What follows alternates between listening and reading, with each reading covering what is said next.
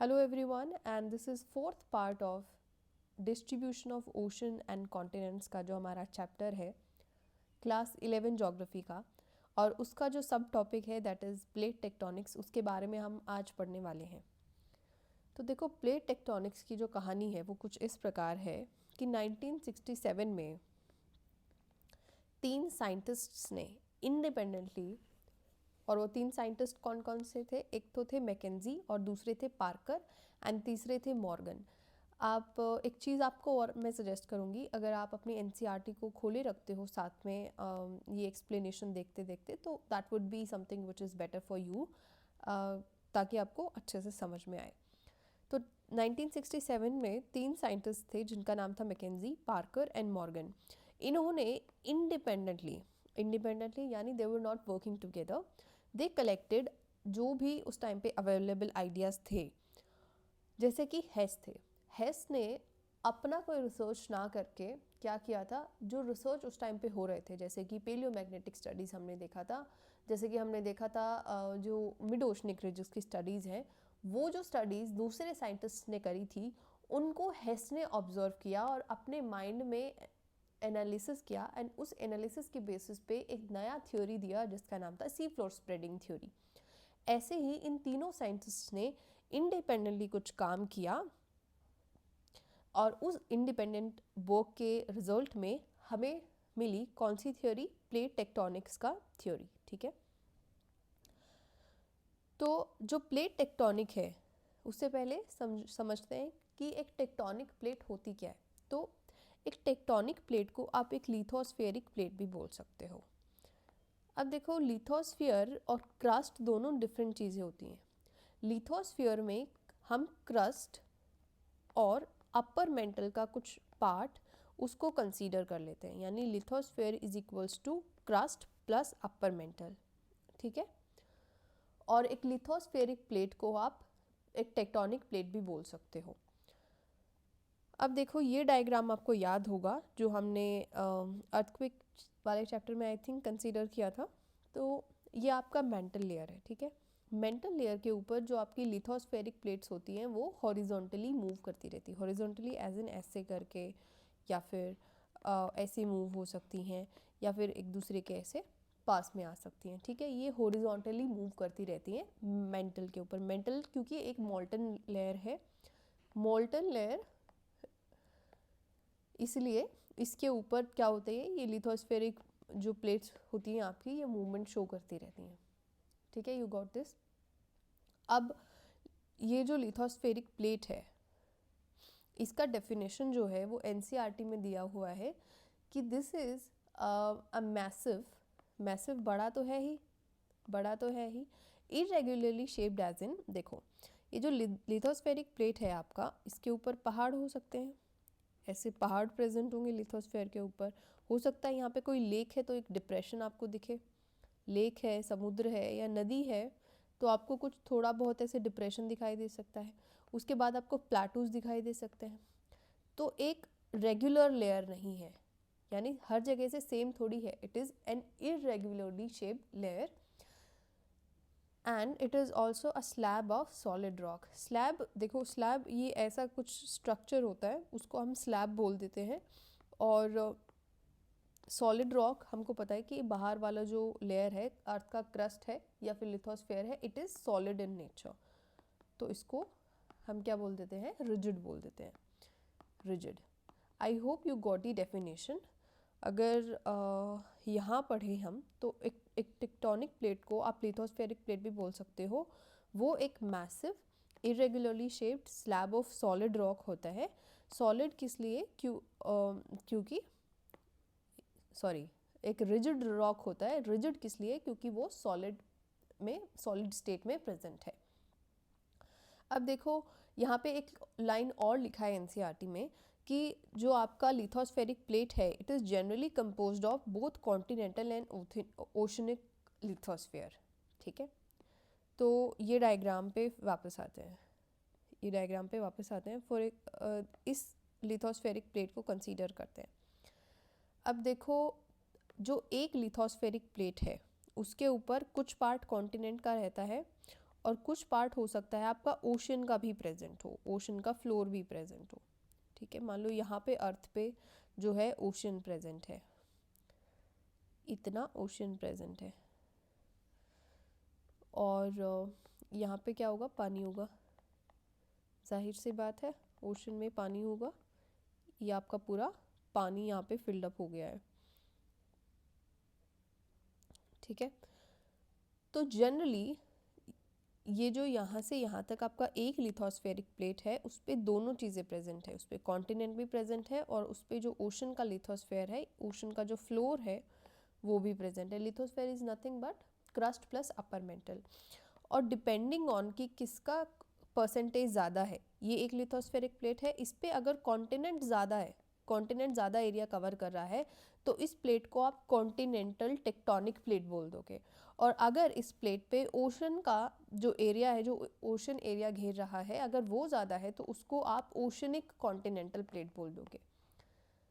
ठीक है, तो generally it is written generally, जो एक लिथोस्फेरिक प्लेट होती है उस पर दोनों हमको देखने को मिलते हैं, कॉन्टिनेंट का भी कुछ हिस्सा रहेगा उस पर और उस पर कुछ ओशन का भी हिस्सा रहता है। हालांकि ये हो सकता है कि कई कई प्लेट्स ऐसे हों सिर्फ, जिसमें जैसे हो सकता है यहाँ से यहाँ तक सिर्फ एक ही प्लेट हो, ये एक कॉन्टिनेंटल प्लेट हो, सॉरी एक लिथोस्फेरिक प्लेट हो, और इस प्लेट को आप सिर्फ ओशनिक प्लेट बोलोगे और इस पे सिर्फ आपको ओशन दिखाई होगा। पर जनरली क्या होगा कि आपका कॉन्टिनेंट और ओशन दोनों ही प्रेजेंट होते हैं एक टेक्टोनिक प्लेट पे। ठीक है, और आगे अगर आप लिथोस्फेयर का थिकनेस देखते हो तो थिकनेस देखो, थिकनेस हमने पीछे भी पढ़ा था, किसका थिकनेस पढ़ा था हमने भैया, क्रस्ट का थिकनेस पढ़ा था। तो क्रस्ट के थिकनेस में मैंने आपको बताया था कि जो ओशन का क्रस्ट है उसका अबाउट 5 किलोमीटर का थिकनेस रहता है अराउंड, और 30 किलोमीटर का थिकनेस आपको क्रस्ट का देखने को मिलेगा कॉन्टिनेंट्स के ऊपर। हालांकि जो लिथोस्फेयर का ये आपका थिकनेस है, वो जो एनसीईआरटी में दिया हुआ है वो क्या है कि आपका 5 to 100 किलोमीटर्स तो ओशन में आपको लिथोस्फेयर का थिकनेस मिलेगा, और यहाँ पे कितना मिलेगा, अराउंड 200 किलोमीटर्स का। ऐसा किस लिए है, क्योंकि क्रस्ट तो सिर्फ आउटर मोस्ट लेयर है, जब हम लिथोस्फेयर की बात करते हो तो उसमें कुछ अपर पोर्शन ऑफ मेंटल का भी कुछ अपर पोर्शन जो सॉलिड होता है उसमें हम कंसीडर कर लेते हैं लिथोस्फेयर में। तो इसलिए इन दोनों का थिकनेस वेरी करता है, crust and lithosphere they are two different things, और उनकी थिकनेस भी डिफरेंट होती है। This is data that you have to remember. ठीक है, और आगे चलते हैं, और ये जो आपका एक प्लेट है, नेक्स्ट लाइन जो कहती है वो नेक्स्ट लाइन ये कहती है कि डिपेंडिंग ऑन कि कौन ज़्यादा एरिया ले रहा है, डिपेंडिंग ऑन कॉन्टिनेंट का ज़्यादा एरिया है, ओशन का ज़्यादा एरिया है, हम उस प्लेट को वही नाम दे देते हैं। फॉर एग्जांपल कंसीडर कि एक पूरा एक ही प्लेट है और इस पे कॉन्टिनेंट ज़्यादा एरिया ले रहा है, तो इस पूरे प्लेट को हम बोल देंगे कॉन्टिनेंटल प्लेट। क्या बोल देंगे, continental plate. Depending on which one is occupying more area we will give that plate name of continent और ओशन। अब देखो, जैसे कि आपका पैसिफिक प्लेट है, जैसे कि आपका पैसिफिक प्लेट है वो एक ओशनिक प्लेट है। यहाँ पे आपको इस इमेज में, इस मैप में ये पैसिफिक प्लेट आधा इधर दिखाई दे रहा है और आधा इधर दिखाई दे रहा है, क्योंकि अर्थ राउंड है। इस मैप को तो हमने सीधा कर दिया, अगर आप इस मैप को दोबारा से फोल्ड करोगे, इधर इस एंड से इस एंड को मिलाओगे तो आपको ये पैसिफिक प्लेट एक ही दिखाई देगी। इसलिए पैसिफिक ओशन आधा इधर दिखाई देता है, आधा इधर दिखाई देता है, क्योंकि अर्थ तो गोल है ना। तो इस पैसिफिक प्लेट को देखो, इसके नीचे जो लिथोस्फेयर प्रेजेंट है वो ओशन का ही लिथोस्फेयर मेनली प्रेजेंट है, इसलिए हम इसको oceanic continental I am very sorry, oceanic tectonic plate बोल देते हैं। मेरे मुंह से बार बार कॉन्टिनेंटल निकल रहा है, very sorry for that, but Pacific plate is a oceanic plate. अब नेक्स्ट हमको कहता है कि जो यूरेशियन प्लेट है, जो यूरेशियन प्लेट है, यहाँ पे आपको यूरेशियन प्लेट दिखाई देगी, that is a continental plate. यानी इस पे जो कॉन्टिनेंट का एरिया है, जो एरिया ऑक्यूपाइड बाय कॉन्टिनेंट है, that is more, and ocean जो एरिया ऑक्यूपाई करता है वो कम है, इसलिए यूरेशियन प्लेट को एक कॉन्टिनेंटल प्लेट बोला जाता है। अब अर्थ का जो लिथोस्फेयर है उसको मेजरली हम 7 मेजर प्लेट्स में डिवाइड करते हैं, और कुछ माइनर प्लेट्स भी होती हैं। 7 बड़ी प्लेटें हैं अर्थ की सरफेस पे और कुछ यही इनमें कुछ छोटी छोटी क्रैक्स और प्रेजेंट हो सकते हैं जो छोटी प्लेट्स बना सकते हैं। छोटी प्लेट्स तो बहुत सारी होती हैं, बट मेजरली 7 मेजर प्लेट्स के बारे में हमने पढ़ना है जो एनसीईआरटी में गिवन है। सबसे पहले आ जाती है एंटार्क्टिका। देखो ये एंटार्क्टिक प्लेट है और उसके कुछ सराउंडिंग ओशनिक प्लेट। अब हो सकता है देखो ये यहाँ से टूटा हुआ हो, यहाँ से टूटा हुआ है, यहाँ से टूटा हुआ है, तो एक मेजर प्लेट कैसे बनती है, मतलब इस मेजर प्लेट के भी फर्दर डिविजन्स हो सकते हैं ना, इसमें भी फर्दर क्रैक्स हो सकते हैं, इसलिए तो माइनर प्लेट्स बनती हैं, इसीलिए लिखा है सराउंडिंग ओशनिक प्लेट्स। तो ऐसे एंटार्क्टिक प्लेट, यहाँ तक ये पूरा एंटार्क्टिक प्लेट है। सेकेंड जो मेजर प्लेट है दैट इज नॉर्थ अमेरिकन। और नॉर्थ अमेरिकन प्लेट जो है it is with western ocean, ये जो वेस्टर्न अटलांटिक ओशन का फ्लोर है। नॉर्थ अमेरिकन प्लेट में क्या क्या आता है, नॉर्थ अमेरिका का कॉन्टिनेंट और western Atlantic floor, western Atlantic ocean का फ्लोर आ जाता है, ये वाला area. And it is separated from south America with this, from this Caribbean plate. North American plate को साउथ अमेरिकन प्लेट से ये कैरेबियन प्लेट सेपरेट करती है, यही लिखा है। अब साउथ अमेरिकन प्लेट के बारे में लिखा है कि इसमें जो साउथ अमेरिका वाला कॉन्टिनेंट है वो आ जाता है और वेस्टर्न अटलांटिक ओशन का फ्लोर आ जाता है, और इसको भी साउथ अमेरिकन प्लेट को जो नॉर्थ अमेरिकन प्लेट से सेपरेट करता है that is Caribbean plate, Caribbean island वाला प्लेट। ठीक है, कितनी प्लेट्स हमने पढ़ ली, एक तो एंटार्क्टिक प्लेट के बारे में पढ़ लिया, दूसरा नॉर्थ अमेरिकन प्लेट के बारे में पढ़ लिया, तीसरा साउथ अमेरिकन प्लेट के बारे में पढ़ लिया। अब फोर्थ प्लेट आ जाता है आपका पैसिफिक प्लेट। पैसिफिक प्लेट को हम पीछे भी देख चुके हैं, ये जो है पूरा पैसिफिक प्लेट है। आप देखो इस पे पैसिफिक प्लेट पे इधर एक और प्लेट आपको दिखाई देगी, this is a minor plate. इसलिए मैं बोल रही थी कि माइनर प्लेट्स बनती कैसे, मेजर में ही तो कुछ, मेजर प्लेट्स में तो कुछ छोटे छोटे क्रैक्स होंगे, छोटी छोटी प्लेट्स होंगी, उन्हीं को तो आप माइनर प्लेट्स बोल देते हो। और अगर आप एक बड़ा एरिया कंसीडर कर रहे हो, इधर से इधर तक बड़ा एरिया कंसीडर कर रहे हो, तो वो एक मेजर प्लेट बन जाता है। ठीक है, तो फोर्थ प्लेट आपका क्या हो गया, पैसिफिक प्लेट हो गया। अब एक और प्लेट है which is Indo Australia New Zealand plate, जिसको कई बार आप इंडो ऑस्ट्रेलिया या इंडियन प्लेट भी बोल देते हो। ठीक है, ये पूरा कौन सा प्लेट है, इंडिया ऑस्ट्रेलिया न्यूजीलैंड प्लेट। और 6th नंबर पे आपका आ जाता है अफ्रीकन प्लेट। अफ्रीकन प्लेट के साथ जो आपका अटलांटिक ओशन का फ्लोर भी, देखो अफ्रीकन प्लेट में क्या क्या आता है, अफ्रीका का कॉन्टिनेंट आता है, और जो आपका ईस्ट अटलांटिक फ्लोर है, ये अटलांटिक ओशन का जो ईस्ट वाला फ्लोर है वो भी आ जाता है अफ्रीकन प्लेट के अंदर। अब इस प्लेट को ध्यान से देखो, इसमें कॉन्टिनेंट भी है और इसमें ओशन भी है। इसका नाम अफ्रीकन प्लेट किस लिए रखा होगा, इसका नाम अफ्रीकन प्लेट इसलिए रखा होगा क्योंकि भैया जो ये अफ्रीका वाला आइलैंड है, अफ्रीका का जो आइलैंड है ये ज़्यादा स्पेस ऑक्यूपाई करता है इस पर्टिकुलर प्लेट पे, इसलिए इस कॉन्टिनेंट के पीछे इस प्लेट का, पूरी प्लेट का हमने नाम रख दिया है अफ्रीकन प्लेट। अब यूरेशिया और कुछ एडजेसेंट प्लेट्स रहेंगी, उसको आप पूरी को, इस पूरे एरिया को यूरेशियन प्लेट कंसीडर करते हो। ठीक है, जैसे कि I am sorry, I am re explaining this because I think that I am not able to convey my self.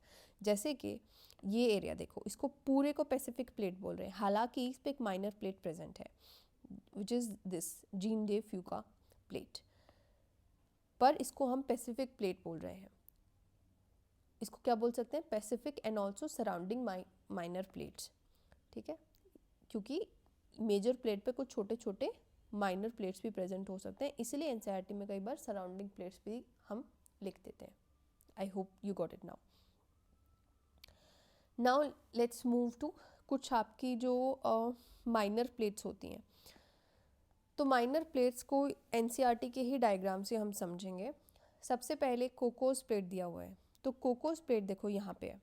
Cocos plate जो है सेंट्रल अमेरिका, ये आपका नॉर्थ अमेरिका है, ये साउथ अमेरिका है, इनके बीच का जो रीजन है इसको सेंट्रल अमेरिका बोला जाता है।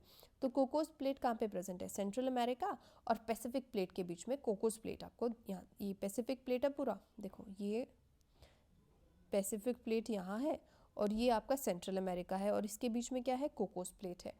Second Nazca plate, Nazca plate यहाँ देखो, और ये आपका साउथ अमेरिकन प्लेट, आपको इधर कुछ ऐसे साउथ अमेरिकन प्लेट दिखाई देगा, और यहाँ पे ये पूरा पैसिफिक प्लेट है, और इसके बीच में क्या है, नास्का प्लेट है। ठीक है। थर्ड आ जाता है अरेबियन प्लेट। अब ये सऊदी अरेबिया वाला जो रीजन है इधर, ठीक है, ये सऊदी अरेबिया है, इधर सऊदी अरेबिया, मोस्टली जो सऊदी अरेबिया का एरिया है वो अरेबियन प्लेट कवर करता है। Mostly Saudi Arabian land mass is Arabian plate. Next plate is आपका फिलीपीन प्लेट। जो फिलीपीन प्लेट है ये आपका, ये जो यूरेशियन प्लेट है, देखो यूरेशियन प्लेट एक पूरा बड़ा प्लेट है, उसका जो एशिया वाला हिस्सा है यानी एशियाटिक प्लेट, और आपका ये जो इधर पैसिफिक प्लेट है, इधर एशियाटिक प्लेट और इधर पैसिफिक प्लेट के बीच में फिलीपीन प्लेट प्रेजेंट है। फिर आ जाता है आपका कैरोलिन प्लेट। कैरोलिन प्लेट की अगर आप लोकेशन देखो तो it is between Philippine plate, देखो यहाँ पे कैरोलिन प्लेट है, ये फिलीपीन प्लेट है आपकी, और ये यहाँ पे पूरा इंडियन प्लेट है या इंडो ऑस्ट्रेलियन प्लेट है, और यहाँ पे फिलीपीन प्लेट है। इसके बीच में आपको कैरोलिन प्लेट यहाँ पे दिखाई देगी। And it is also situated in the north of New गिनी। ये न्यू गिनी है, इससे नॉर्थ में चलो आपको कैरोलिन प्लेट मिल जाएगी। फ्यूजी प्लेट की बात करें तो it lies in north east of ये ऑस्ट्रेलिया, आपका ऑस्ट्रेलिया के कुछ नॉर्थ ईस्ट में आपको फ्यूजी प्लेट दिखाई देगी। I think we should revise it once more, क्योंकि माइनर प्लेट्स ऐसी प्लेट्स होती हैं जो हमने बहुत कम सुना है जिनके बारे में, और इनको याद करना भी इम्पॉर्टेंट हो जाता है बिकॉज इनकी लोकेशन हमसे किसी भी एग्ज़ाम में पूछी जा सकती है। तो कोकोस प्लेट से शुरू करते हैं। कोकोस प्लेट जो आपकी होती है, कोकोस प्लेट सेंट्रल अमेरिका और पैसिफिक प्लेट के बीच में प्रेजेंट कौन सी है? Cocos plate. नाज़का प्लेट की बात करें तो यहाँ पे साउथ अमेरिकन प्लेट है और यहाँ पे आपका पैसिफिक प्लेट है, इसके बीच में नाज़का प्लेट प्रेजेंट होती है। फिर आप फिलीपीन प्लेट की बात करते हैं तो एशियाटिक प्लेट और आपका पैसिफिक प्लेट के बीच में फिलीपीन प्लेट प्रेजेंट है। यहाँ पे अरेबियन प्लेट आ जाती है जो मोस्टली सऊदी अरेबिया लैंडमास को कवर करती है। फिर आपका आ जाता है कैरोलिन प्लेट। कैरोलिन प्लेट जो होती है वो इंडियन प्लेट और पैसिफिक प्लेट इंडियन प्लेट इधर और इधर फिलीपीन प्लेट, इसके बीच में प्रेजेंट होती है कैरोलिन प्लेट। और Caroline plate is situated in the north of New Guinea, ठीक है। और कौन सी बच गई? I think everything is covered, ठीक है। इतनी ही माइनर प्लेट्स दी हुई हैं एनसीईआरटी में और इतनी ही आपको याद करनी है, ठीक है। और नेक्स्ट चलते हैं। अब ये जो प्लेट्स हैं they have been constantly moving over the globe throughout the history of earth, ठीक है। और इन वेगनर का क्या मानना था कि कॉन्टिनेंट्स मूव कर रहे हैं, वेगनर का मानना था कॉन्टिनेंट्स मूव कर रहे हैं, बट प्लेट टेक्टोनिक थ्योरी ने हमको बताया कि ये जो कॉन्टिनेंट्स हैं कॉन्टिनेंट्स मूव नहीं कर रहे हैं भैया, सॉरी, कॉन्टिनेंट्स मूव नहीं कर रहे हैं भैया, it is the tectonic plate which is moving. और टेक्टोनिक प्लेट के ऊपर ओशन भी प्रेजेंट होता है, which means that not only continents are travelling but also oceans are travelling. It is not the continent that moves as believed by Wegener. Continents are just a part of plate, ठीक है। Continents are just a part of plate and actually plates are moving.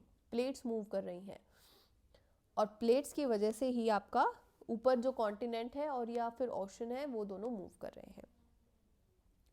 अब ये एक line जो है आपको बिल्कुल अच्छे से याद करनी है कि all the plates without any exception they have moved in the geological past and shall continue to move in future as well। आप सोच सकते हो कि हो सकता है कि एक आधी प्लेट तो मूव नहीं हुई हो हिस्ट्री में, पर ऐसा नहीं है। Without exception her lithospheric plate is on move, because जिस चीज़ पे वो रेस्ट कर रही हैं वही स्टेबल नहीं है।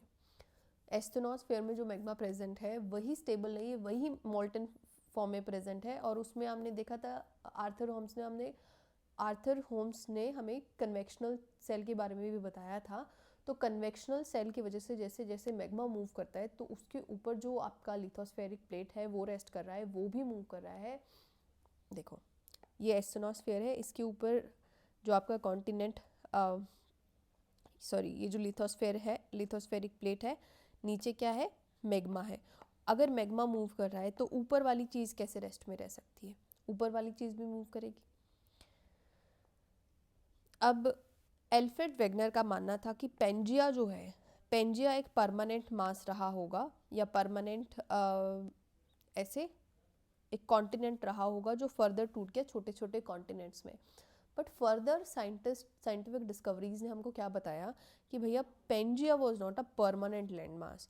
ये हुआ होगा कि इससे पहले भी ये कॉन्टिनेंट्स दूर दूर थे, ये कॉन्टिनेंट्स दूर दूर थे, और एक टाइम जियोलॉजिकल हिस्ट्री में ऐसा आया कि ये सब एक साथ में आ गए, ये सब एक साथ में आ गए और इन्होंने फॉर्म किया पेंजिया का। अब देखो इसको एक और एग्जांपल से समझते हैं। जैसे कि हिस्ट्री में हम लोग पढ़ते हैं कि अंग्रेज़ों के आने तक, जब तक आईवीसी डिस्कवर नहीं हुई थी, इंडस वैली सिविलाइजेशन की डिस्कवरी नहीं हुई थी, वी इंडियंस इंक्लूडिंग अंग्रेज़, इंडियंस भी और अंग्रेज़ भी ये मानते थे कि इंडियन हिस्ट्री की शुरुआत वैदिक पीरियड से होती है, वैदिक पीरियड से होती है। और जो इंडस वैली सिविलाइजेशन का डिस्कवरी था वो इतना रेवोल्यूशनरी था कि उसने इंडियंस का जो आपका कॉन्फिडेंस है वो भी बूस्ट किया कि हमारे पास तो ऑलरेडी एक अर्बन सिविलाइजेशन थी even before the Vedic civilisation, and Indian history started from essentially Indus valley civilisation and not Vedic period. ठीक है, तो ऐसे ही जो आपका जियोलॉजिकल हिस्ट्री है वो वैदिक यानी पेंजिया से शुरू नहीं हुआ। Pangaea is just a time, ठीक है, पेंजिया एक ऐसा जस्ट एक टाइम है जब छोटे छोटे कॉन्टिनेंट्स आपस में जुड़ गए थे। उससे पहले भी ये सब कॉन्टिनेंट्स दूर थे, और ये पॉसिबिलिटी भी बनती है कि आगे मिलियन और बिलियन साल बाद ये सभी कॉन्टिनेंट्स एक बार फिर से साथ में आ जाए। ठीक है, तो यहाँ तक तो यही लिखा है, और उसके बाद आपका आ जाता है ये वाला लाइन। ये वाला लाइन क्या कहता है कि scientists have used palaeomagnetic data to find out कि आज की जो कॉन्टिनेंट्स का लोकेशन है वो क्या था पास्ट में। पेलियोमैग्नेटिक डेटा से कैसे हमको पता लगेगा? देखो ये वाला ब्राउन वाला स्ट्रिप है, इसके अंदर क्या कैद है? अर्थ का मैग्नेटिक बिहेवियर पास्ट का। तो जब तक ये सबडक्ट नहीं हो जाता नीचे, जब तक ये ओशन वाला प्लेट इधर नीचे सबडक्ट नहीं हो जाता, ये ब्राउन वाला जो मैग्नेटिक स्ट्रिप है ये इस कॉन्टिनेंट के साथ रहेगा, ये इस कॉन्टिनेंट के साथ रहेगा। तो इन दोनों को स्टडी करके, ये वाला प्लेट और ये वाला प्लेट को स्टडी करके साइंटिस्ट ने ये पता लगाया कि ये दो कॉन्टिनेंट्स जो आज किनारे पे प्रेजेंट है, इधर किनारे पे प्रेजेंट है, ये दोनों कभी एक साथ रहे होंगे। पेलियोमैग्नेटिक स्ट्रिप्स को मैंने बहुत डिटेल में एक्सप्लेन किया है लास्ट लेक्चर में। ठीक है, तो पेलियोमैग्नेटिक स्टडी से हमको क्या पता लगा?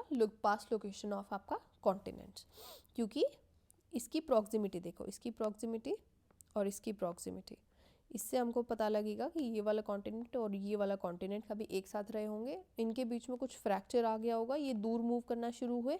जैसे इन्होंने दूर मूव करना शुरू किया, इनके बीच में ओशन एंटर किया, और फिर वहाँ पे मिड ओशनिक, मतलब दूर मूव शुरू करेंगे किस लिए? अगर देखो ये पूरा कॉन्टिनेंट है, कॉन्टिनेंट का टूटने का कारण क्या है?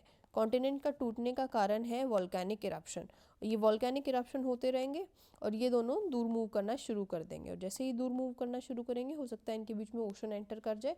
ओशन एंटर करेगा तो ये आपका मिड ओशनिक रिजेस का फॉर्मेशन ले लेते हैं, और यहाँ से मिड ओशनिक रिजेस से कॉन्टिन्यूसली लावा निकलता रहता है, और इससे सी का फ्लोर स्प्रेड होता रहेगा, और ये दोनों कॉन्टिनेंट्स दूर एक दूसरे से दूर मूव करते रहेंगे। ठीक है, तो this is a kind of summary of this entire chapter. अगर आपने पीछे अच्छे से पढ़ा है तो आपको ये भी अच्छे से समझ में आएगा। अब देखो पेलियोमैग्नेटिक स्टडी से डिफरेंट कॉन्टिनेंट का तो हमने पास्ट पोजीशन पता लगा लिया, बट जो इंडियन सब कॉन्टिनेंट का पास्ट पोजीशन है, स्पेशली जो पेनिनसुलर इंडिया का पास्ट पोजीशन है, पेनिनसुलर इंडिया का जो पास्ट पोजीशन है वो हमको कैसे पता लगेगा? It is traced with the help of rocks which are found in this Nagpur area. Nagpur area की रॉक को एनालाइज करके इंडिया के पास्ट पोजीशन को हमने पता लगाया है। ठीक है, ये it is just a fact to remember, just remember it. अब देखो 3 टाइप की प्लेट बाउंड्रीज होती हैं। पहला होता है डाइवर्जेंट बाउंड्री, दूसरा होता है convergent boundary. Okay, let me go a bit slow. Plate tectonic exist करती हैं, हमको पता है, सॉरी प्लेट्स एग्जिस्ट करती हैं, लिथोस्फेरिक प्लेट्स एग्जिस्ट करती हैं, इतना हमको पता है।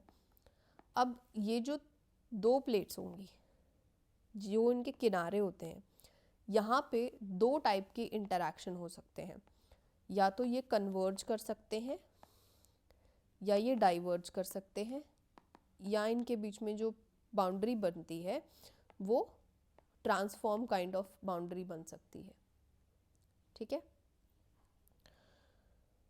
तो पहला कन्वर्जेंट बाउंड्री। कन्वर्जेंट बाउंड्री क्या होता है, देखो ये है कन्वर्जेंट बाउंड्री। अब देखो नीचे से मैग्मा ऊपर मूव करेगा, ऊपर मूव करेगा, और ये यहाँ से लावा कॉन्टिन्यूसली इरप्ट होता रहेगा, and these two piece of land they tend to move apart from each other. ठीक है, that is convergent boundary. Simply जब टेक्टोनिक प्लेट एक दूसरे से दूर मूव करती हैं, टेक्टोनिक प्लेट एक दूसरे से दूर मूव करती है, और इनका रीज़न क्या होता है, वोल्केनिक इरप्शन होता है नीचे से, ऐसे ये वोल्केनिक इरप्शन की वजह से ऐसे एक दूसरे से दूर मूव करती हैं, दैट इज़ कन्वर्जेंट बाउंड्री। देखो कन्वर्जेंट बाउंड्री पर नया क्रस्ट फॉर्मेशन भी हमको देखने को मिलता है। किस लिए, क्योंकि जो नीचे से लावा आएगा, लावा ऊपर आके सॉलिडिफाई होके नया क्रस्ट ही तो बनाएगा, सॉलिडिफाई होके रॉक का फॉर्मेशन ही तो ले लेता है। और इन साइट्स को हम स्प्रेडिंग साइट्स भी बोलते हैं, क्योंकि सी फ्लोर स्प्रेडिंग का पूरा कॉन्सेप्ट ही तो यही था कि यहाँ से मैग्मा ऊपर आ रहा है और इधर आके ऐसे इरप्ट हो जा रहा है। अब देखो जो आपका मिड अटलांटिक रिज है, मैंने आपको बताया 2 प्लेट्स होंगी, उनकी बाउंड्री पे क्या बनेगी, स्प्रेडिंग साइट बनेगी। तो यहाँ पे कौन सी 2 प्लेट्स हैं, यहाँ पे ये आपका पूरा इधर नॉर्थ अमेरिकन प्लेट है, साउथ अमेरिकन प्लेट है। फॉर दिस एग्जांपल इसको अमेरिकन प्लेट कंसीडर कर लेते हैं। ठीक है, ये एक पूरा प्लेट है, और यहाँ पे यूरेशिया वाला और अफ्रीका का पूरा प्लेट है, ये दोनों प्लेट्स हैं। ठीक है, और ये जब आपस में इंटरैक्ट करती हैं ये दोनों प्लेट्स, यहाँ पे बीच में ये बाउंड्री हो गया ना, प्लेट बाउंड्री तो हो गया, यहाँ पे अमेरिकन प्लेट है और यहाँ पे यूरेशियन और अफ्रीकन प्लेट है। तो इस बाउंड्री पे क्या बन रहा है, स्प्रेडिंग साइट बन रहा है। ठीक है, इनकी बाउंड्री पे क्या हो रहा है, नीचे से लावा का इरप्शन हो रहा है कॉन्टिन्यूसली, और इसकी वजह से आपका सी का फ्लोर स्प्रेड कर रहा है, and that is why it is called spreading site. ठीक है, तो दोनों प्लेट का बाउंड्री आपको समझ में आ गया, आपको स्प्रेडिंग साइट समझ में आ गया, आपको एग्जाम्पल समझ में आ गया जो यहाँ पे दिया हुआ है, जो मिड अटलांटिक रिज है which separates American plate from Eurasian and African plate, ये एक स्प्रेडिंग साइट बन जाता है जहाँ से कॉन्टिन्यूसली लावा बाहर इरप्ट करता है, और आपका सी का फ्लोर जो है वो स्प्रेड होता रहता है। ठीक है, दूसरा आ जाता है कन्वर्जेंट बाउंड्री। अब कन्वर्जेंट बाउंड्री में क्या होता है, जब 2 प्लेट्स आपस में ऐसे कन्वर्ज करती हैं। ठीक है, इसमें 2 केसेस बनते हैं, वो 2 प्लेट हो सकता है इधर ओशनिक प्लेट हो और दूसरा प्लेट जो हो वो कॉन्टिनेंटल प्लेट हो। ठीक है, इस केस में क्या होगा, जो ओशन का प्लेट होता है वो आपका हैवी होता है, ओशन का प्लेट हैवी होने के कारण नीचे सबडक्ट हो जाता है। ठीक है, तो यहाँ पे ओशनिक प्लेट एक सबडक्टिंग प्लेट बन जाती है, और कॉन्टिनेंट प्लेट ऐसे इसके ऊपर मूव कर जाता है। यहाँ पे आपको ट्रेंच का फॉर्मेशन भी दिखाई देगा। देखो यहाँ पे क्या होगा, ट्रेंच का फॉर्मेशन दिखाई देगा, क्योंकि ओशन प्लेट जो नीचे सबडक्ट कर गया और ये आपका कॉन्टिनेंटल प्लेट है। और ट्रेंच की गहराई देखो, ट्रेंच की ये गहराई है, इसका क्रस्टल पॉइंट ये बन जाता है, तो यहाँ पे पानी की गहराई ज़्यादा हो जाती है, इसलिए ट्रेंच में हमको डेप्थ ज़्यादा दिखाई देती है। ठीक है, तो कन्वर्जेंट प्लेट में क्या होगा, 2 प्लेट्स आपस में कन्वर्ज करेंगी जो हैवी होगी, क्योंकि जनरली ओशनिक प्लेट जो है वो हैवी होती है, वो नीचे सबडक्ट कर जाती है। हैवी या डेंसर, डेंसिटी किसकी हाई होती है, जिसके मॉलिक्यूल्स पास पास में प्रेजेंट होते हैं उसकी डेंसिटी क्या होती है, उसकी डेंसिटी हाई होती है। ठीक है, ओशनिक कन्वर्जेंस में क्या होता है, अगर दोनों ही ओशनिक प्लेट्स हैं वो आपस में कन्वर्ज करना चाहती हैं, तो इसमें कौन सा सबडक्ट करेगी, तो इसमें जो पुरानी वाली होगी, पुरानी और जो डेंसर होगी वो नीचे सबडक्ट कर जाएगी। ठीक है, older and denser one will subduct नीचे, और जो नई होगी वो ऐसे आएगी ऊपर से। ठीक है, अब तीसरी टाइप की बाउंड्री है, ये आप पढ़ लेना, इट इज़ नथिंग कि क्रस्ट यहाँ पे डिस्ट्रॉय होता है कन्वर्जेंट बाउंड्री पे, वो मैंने आपको दिखाई दिया। डिस्ट्रॉय कैसे होता है, सबडक्शन जोन में देखो डिस्ट्रॉय, एक बार मैं, अगर आपने पिछले लेक्चर्स नहीं देखे हैं तो ये दोनों प्लेट्स आपस में एक दूसरे की तरफ मूव कर रही थी। मूव करने से क्या हो रहा है, ओशन का जो प्लेट है वो डेंसर होने के कारण नीचे सबडक्ट होगा। नीचे क्या है, नीचे मेंटल में मैग्मा प्रेजेंट है। जैसे ही ये नीचे जाएगा इसको देखेगा बहुत हाई टेम्परेचर, और हाई टेम्परेचर होने के कारण ये जो है ये भी मेल्ट होने लगेगा, ये भी मेल्ट हो के इस मैग्मा में घुल जाएगा, ठीक है। तो यहाँ पे क्या हो जाता है, एक कैसा जोन बन जाता है, कौन सा वर्ड लिखा था, इट इज़ डिस्ट्रॉयड, हाँ, crust is destroyed as one plate dives under the another. जैसे कि एक प्लेट अगर दूसरी प्लेट के अंडर डाइव करती है तो वो डिस्ट्रॉय हो जाती है, यानी मेल्ट अप हो जाती है। और जहाँ पे सिंकिंग होती है, जहाँ पे वो नीचे सबडक्ट करती है, उसको सबडक्शन जोन बोलते हैं। कॉन्टिनेंटल कॉन्टिनेंटल कन्वर्जन हम बचपन से पढ़ते आ रहे हैं कि अगर दो कॉन्टिनेंट की कन्वर्जेंस होती है, दोनों ही कॉन्टिनेंट प्लेट्स आपस में कन्वर्ज होना चाहती हैं, तो वहाँ पे आपको माउंटेन का फॉर्मेशन दिखाई देगा, दोनों ही ऊपर उठ जाएंगी। और जैसे हिमालयाज़ का जो फॉर्मेशन है वो कन्वर्जेंस की वजह से ही हुआ है। हम आगे देखेंगे अभी जब हम इंडियन प्लेट को स्टडी करेंगे कि इंडियन प्लेट कैसे मूव हुई है हिमालयाज़ की तरफ, सॉरी एशिया की तरफ, तो जब हम स्टडी करेंगे हिमालय का फॉर्मेशन।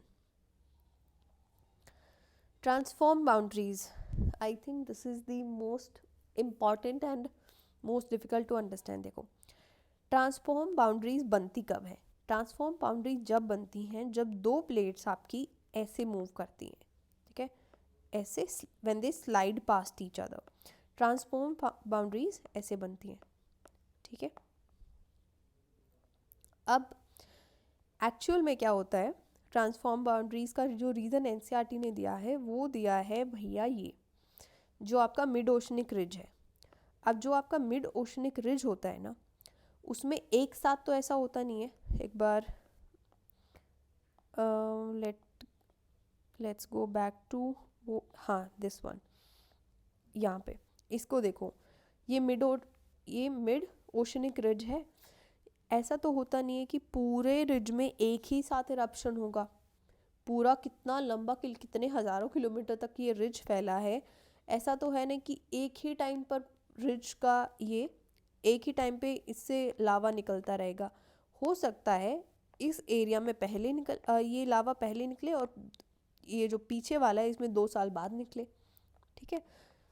तो इसकी वजह से हमें एज अ रिज़ल्ट क्या देखने को मिलता है, देखो ये पूरा ओशनिक जो रिज है, ये पूरा ओशनिक रिज ऐसे था, पर इस हिस्से में इरप्शन जो है वो पहले हो गया, इस हिस्से में पहले इरप्शन हो गया, जिसकी वजह से ये जो सी का फ्लोर है, देखो इरप्शन से मिड ओशनिक रिज के इरप्शन से सी का फ्लोर स्प्रेड होता है, ये हमको पता है। तो यहाँ से अगर पहले इरप्शन होगा तो सी का फ्लोर थोड़ा सा ज़्यादा स्प्रेड हो गया, और आपको दिखाई देगा कि ये वाला जो क्रेस्ट है ओशन का, ये वाला जो रिज का जो ये वाला क्रेस्ट है, ये थोड़ा सा ऐसे दूर दिखाई देगा इससे, और ये वाला क्रस्ट यहीं रह जाएगा। मतलब crest is not moving, it is spreading the ocean floor, और इस ओशन फ्लोर की स्प्रेड होने के कारण ये रिज की पोजीशन यहाँ आ जाती है और ये पीछे ही छूट जाता है, ये थोड़ा सा आगे चले जाता है, ये थोड़ा सा पीछे ही छूट जाता है, और यहाँ पे आपको एक फ्रैक्चर दिखाई देगा इस पूरे रिज में। लाइक ये रिज ऐसे पूरा कॉन्टिन्यूस लाइन में नहीं है, पूरा स्ट्रेट लाइन में, थोड़ा सा ऐसे इधर ऐसे ऐसे कुछ प्रेजेंट है, और ये ऐसे ऐसे होने का कारण क्या है, दिस इज द रीज़न कि ट्रांसफॉर्म फोल्ड आपको यहाँ पे देखने को मिलेगा। देखो ये वाला रिज आपको आगे दिखाई देगा, ये वाला रिज आपको यहाँ पे पीछे दिखाई देगा, और यहाँ पे जो है एक फ्रैक्चर बन गया है। इसी फ्रैक्चर को, इधर जो फ्रैक्चर बना है, इसको ट्रांसफॉर्म फोल्ड बोलोगे, क्योंकि ये इधर मूव कर रहा है और ये इन अ वे इधर मूव कर रहा है, और इसी मूवमेंट को तो हमने बोला, इसी मूवमेंट को हमने बोला transform kind of movement, transform fault का ही तो मूवमेंट है। और एक और लाइन एनसीईआरटी में दिया है कि ये जो आपका transform faults are the cracks of fracture zones on earth crust where two tectonic plates slide past each other, ठीक है, ये स्लाइड पास्ट ही तो हुए हैं, ये स्लाइड पास्ट ही तो हुए हैं। These faults are found perpendicular to mid oceanic ridges. अब ये जो मिड ओशनिक रिज है आपका, ये मिड ओशनिक रिज है, इसके परपेंडिकुलर आप चलोगे, इधर परपेंडिकुलर यानी 90 डिग्री, इधर 90 डिग्री एंगल बन रहा है, तो इस 90 डिग्री एंगल पे आपको दिखेगा ये आपका फॉल्ट या फ्रैक्चर जोन जो है वो मिड ओशनिक रिज के परपेंडिकुलर आपको फॉल्ट दिखाई देगा, ठीक है, दिस इज़ द फॉल्ट, ठीक है। Let me draw a straight line, ये पूरा आपका फॉल्ट है, ठीक है, ये पूरा फॉल्ट है। और मिड ओशनिक रिज कौन सा है? ये वाला मिड ओशनिक रिज है। इसको भी लंबा ड्रॉ कर लेते हैं। और इन दोनों के बीच में जो एंगल बन रहा है दैट इज़ 90 डिग्री का एंगल।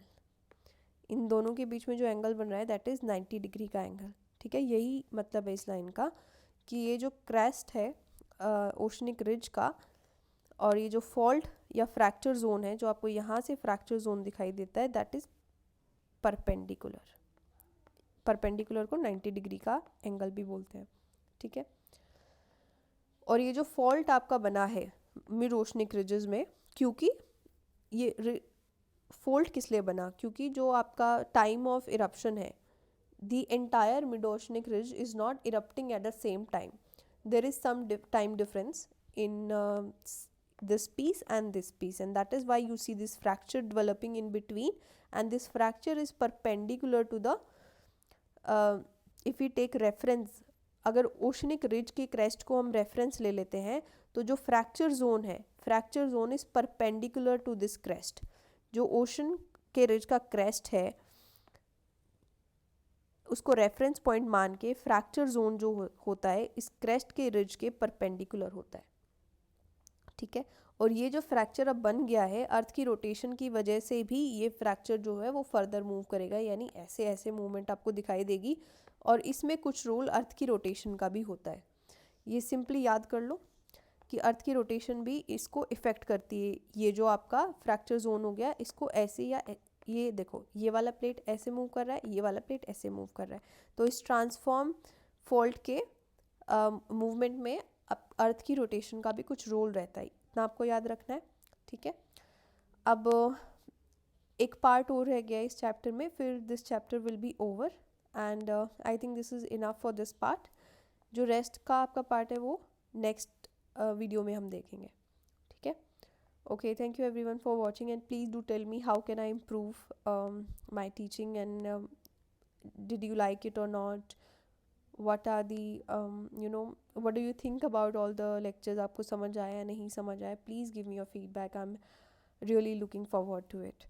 Thank you everyone.